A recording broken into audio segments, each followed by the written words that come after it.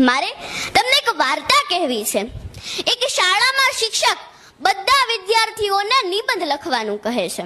તેના વિષયનું નામ હોય છે માં। બધા વિદ્યાર્થીઓ ખૂબ સરસ નિબંધ લખે છે। ત્યારે એક વિદ્યાર્થી એવું લખે છે તેનો હાર્દ મારે તમને કહેવો છે કે હે ઈશ્વર, જો તું મને આવતા જન્મમાં માનવનો જન્મ આપવાનો હોય ને તો તું મને નહીં આપતો। મારે મોબાઈલ બનવું છે। મારી મમ્મી મને જેટલો પાસે રાખે છે ને એનાથી વધારે તો એના મોબાઈલને પાસે રાખે છે। અને જો તું મને માનવનો જ અવતાર આપવાનો હોય તો તું મને ઓફલાઈન મમ્મી આપજે કે જે મારી સાથે રમે, મારા અને પપ્પા માટે ગરમા ગરમ નાસ્તો બનાવે।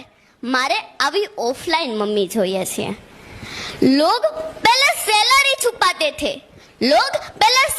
छुपाते थे, फिर ज्वेलरी छुपाते थे और अब तो गैलरी छुपाते हैं। મોબાઈલથી આપણે અનેક સુવિધાઓ ઓછા સમયમાં ઝડપથી